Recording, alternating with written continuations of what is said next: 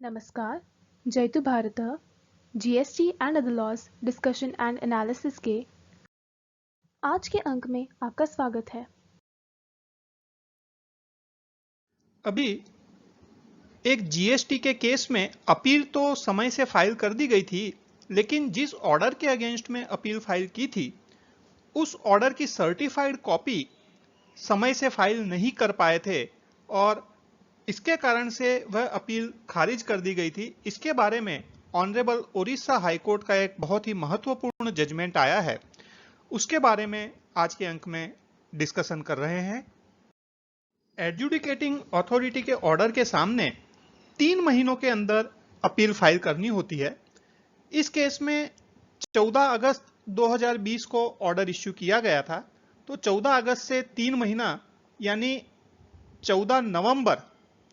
14 नवंबर तक appeal file करनी चाहिए थी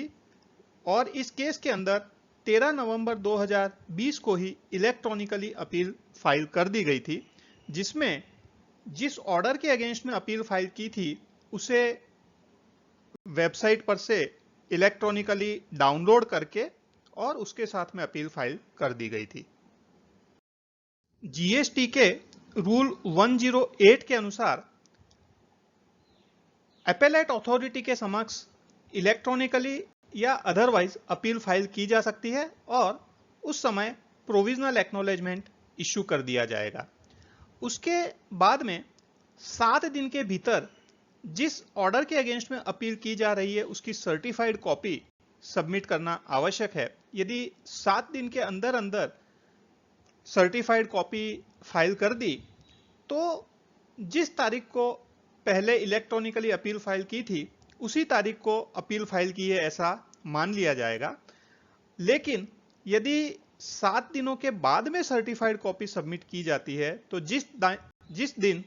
वह सर्टिफाइड कॉपी सबमिट की है उस दिन को अपील फाइल की गई है ऐसा माना जाएगा। यहां पर ऑनरेबल हाईकोर्ट ने भी इस रूल 108 और सब रूल 3 का जिक्र किया है। अब इस केस के अंदर इलेक्ट्रॉनिकली अपील तो समय से फाइल कर दी गई थी 13 नवंबर को, लेकिन जो सर्टिफाइड कॉपी सबमिट करनी थी वह 9 मार्च 2021 को सबमिट हुई, यानी 7 दिन के भीतर भीतर सर्टिफाइड कॉपी सबमिट नहीं कर पाए। इसलिए इस केस में 3 महीने और 25 दिन का डिले हो गया और जो रूल 108 है उसका सब रूल 3 और प्रोविजो के अनुसार 9 मार्च 2021 को ही अपील फाइल की गई ऐसा अपेलेट अथॉरिटी ने माना। और क्योंकि यह 3 महीने से ज्यादा का समय था इसलिए यहां पर डिले हो गया। अब जो यहां पर सेक्शन 107 ऑफ जीएसटी एक्ट है उसमें सब सेक्शन 1 के अंदर यह दर्शाया है, any person aggrieved by any decision और order passed under the Odisha goods and service tax act by any adjudicating authority may appeal to such appellate authority as may be prescribed within 3 months from the date on which the said decision or order is communicated to such person। जहां पर कोई भी व्यक्ति किसी आदेश से अपने आप को एग्रीव्ड महसूस करता है वहां पर वह अपेलेट अथॉरिटी के समक्ष 3 महीनों के भीतर अपील कर सकता है। यह जो सब सेक्शन 4 है इसमें अपेलेट अथॉरिटी को डिले कॉन्डोन करने का पावर भी दिया हुआ है। द अपेलेट अथॉरिटी में if he is satisfied that the appellant was prevented by sufficient cause from presenting the appeal within the aforesaid period of 3 months. जहां पर अपेलेट अथॉरिटी को यह संतुष्टि हो जाती है कि अपेलेंट को अपील फाइल करने में जो देरी हुई है उसके पीछे योग्य कारण है, तो उस केस में अपेलेट अथॉरिटी में allow it to be presented within a further period of 1 month. यानी 3 महीने में करनी थी उसके बदले में 1 महीना और वह डिले कॉन्डोन करके अपील फाइल करने को अलाउ कर सकता है। जबकि यह जो ऑनरेबल ओडिशा हाईकोर्ट का केस था उसमें तो आप देखें कि 3 महीने और प्लस 3 महीने और 25 दिन, यानी यह जो डिले कॉन्डोन करने का भी पीरियड है उसके भी आगे का पीरियड चला गया था, इसलिए जो एपेलेट अथॉरिटी है उसके पास यहां पर ये जो डिले कंडोन करने वाला भी समय है वो भी समयावधि निकल गई थी। यहां पर ऑनरेबल हाईकोर्ट ने यह ऑब्जर्व किया है कि अपील तो विद इन 3 मंथ्स के पीरियड में फाइल कर ही दी गई थी, लेकिन केवल जो काम नहीं किया गया था वह यह था कि सर्टिफाइड कॉपी ऑर्डर की विद इन 7 डेज सबमिट करनी थी, वह सबमिट पार्टी नहीं कर पाई थी।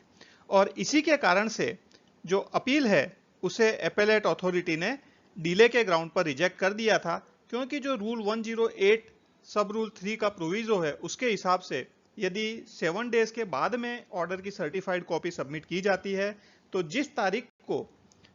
वह सर्टिफाइड कॉपी सबमिट की गई है उसी तारीख को पूरी अपील फाइल की गई है ऐसा माना जाएगा।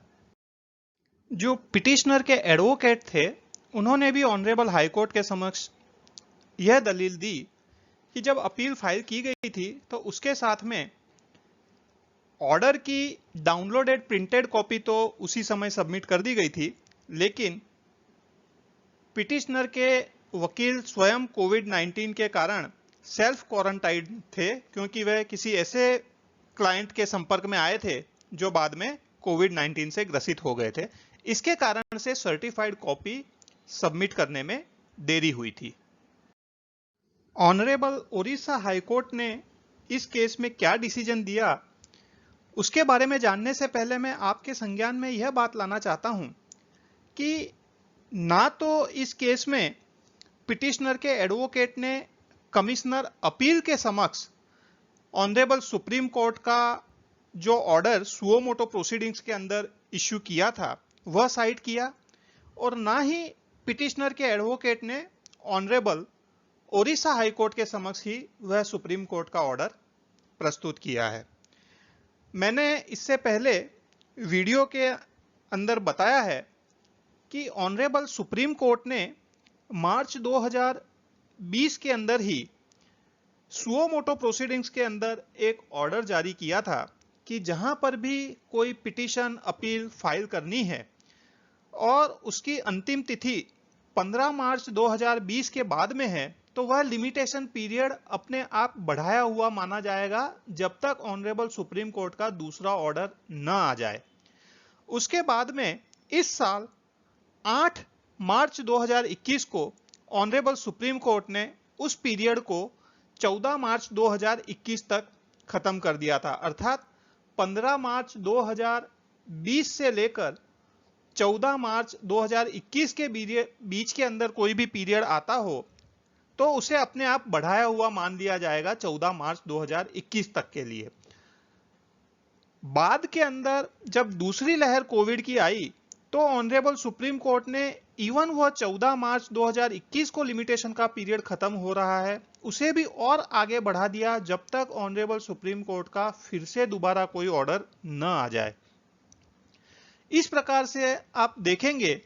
तो ऑनरेबल सुप्रीम कोर्ट के ऑर्डर के हिसाब से यह जो केस ऑनरेबल ओडिशा हाईकोर्ट के समक्ष था उसके अंदर तो लिमिटेशन पीरियड ऑलरेडी बढ़ा हुआ ही माना जाएगा। जो 3 महीने का लिमिटेशन पीरियड है जो 14 नवंबर 2020 को समाप्त हो रहा था वह यदि ऑनरेबल सुप्रीम कोर्ट के जजमेंट के हिसाब से देखें तो अभी भी वह लिमिटेशन का पीरियड समाप्त नहीं हुआ है। तो इस केस के अंदर तो मार्च के अंदर सर्टिफाइड कॉपी सबमिट कर ही दी थी, तो उस केस में यदि कमिश्नर अपील्स के समक्ष भी यह सुप्रीम कोर्ट के ऑर्डर को प्रस्तुत किया जाता तो संभव है कमिश्नर अपील भी उसको with in time period appeal file की है ऐसा मान लेते। यदि वहां नहीं भी किया तो ऑनरेबल ओडिशा हाईकोर्ट के समक्ष भी यह सुप्रीम कोर्ट का ऑर्डर उनके ध्यान में लाना चाहिए था, लेकिन यह सुप्रीम कोर्ट का ऑर्डर भी ऑनरेबल ओडिशा हाईकोर्ट के ध्यान में भी नहीं लाया है। लेकिन क्योंकि ऑनरेबल हाईकोर्ट को भी पावर है कि वह डिले कंडोन करने का आदेश दे सकते हैं और इस केस में वैसा ही किया है, तो आगे देखते हैं कि ऑनरेबल ओडिशा हाईकोर्ट ने क्या डिसीजन दिया है। आप यह सुप्रीम कोर्ट के ऑर्डर के बारे में मेरा वीडियो देखना चाहें पुराने तो वह देख सकते हैं। यहां पर ऑनरेबल ओडिशा हाईकोर्ट ने यह कहा है कि सर्टिफाइड कॉपी प्राप्त करने में लॉयर्स को, लिटिगेंट्स को क्या दिक्कतें अभी के माहौल में आ रही है वो सबको पता है। और इस रियलिटी को समझते हुए जो एक्सप्लेनेशन पिटिशनर ने दिया था उसको एक्सेप्ट कर लेना चाहिए था और डिले को कॉन्डोन करना चाहिए था। यह जो लास्ट सेंटेंस ऑनरेबल हाईकोर्ट का, also the wordings of section 107 subsection 4 is such that the authority is not precluded from condoning a delay of a longer period, कि यह अधिक पीरियड का भी डिले कॉन्डोन करना उससे अथॉरिटी को बार नहीं किया जाता है। यह जो सेंटेंस है यह इवन कोविड पीरियड के बाद में भी काम में आ सकता है। एक बार से फिर से यह 107 सबसेक्शन 4 हम देख लेते हैं। यहां पर आप देखेंगे सेक्शन 107 सबसेक्शन 4, इसके अंदर यह लिखा है कि allow it to be filed, allowed it to be presented within a further period of 1 month। तो इसका हम सामान्यतः मीनिंग यह समझते हैं कि 1 महीना और डिले कॉन्डोन किया जा सकता है, लेकिन यहां honourable high court of Odisha ने इसका यह मतलब निकाला है कि 1 महीने से अधिक पीरियड के लिए भी यदि डिले कॉन्डोन करना हो तो इस वर्डिंग्स के हिसाब से अथॉरिटी को कोई भी बार नहीं है और वह 1 महीने से ज्यादा का भी डिले कॉन्डोन कर सकती है। अंत में ऑनरेबल हाईकोर्ट ने यह कहा है कि जो पिटिशनर ने एक्सप्लेनेशन दिया है वह अनरीजनेबल नहीं है, खास करके यह कोविड के टाइम पर, और डाउनलोडेड कॉपी तो सबमिट कर ही दी थी, सर्टिफाइड कॉपी सबमिट करने में देरी हुई थी, तो एपेलेट अथॉरिटी को हाइपर टेक्निकल व्यू नहीं लेना चाहिए था और इसलिए न्याय के इंटरेस्ट में वह डिले कॉन्डोन करना चाहिए था, भले ही सर्टिफाइड कॉपी 1 सप्ताह के अंदर फाइल नहीं की गई हो। यहां पर ऑनरेबल हाईकोर्ट ने यह भी कहा, to repeat, in these covid times when there is a restricted functioning of courts and tribunals in general, a more liberal approach is warranted in matters of condonation of delay. कि जो Covid का समय अभी चल रहा है इसमें थोड़ा लिबरल अप्रोच लेना चाहिए डिले कॉन्डोन करने के मैटर्स के अंदर।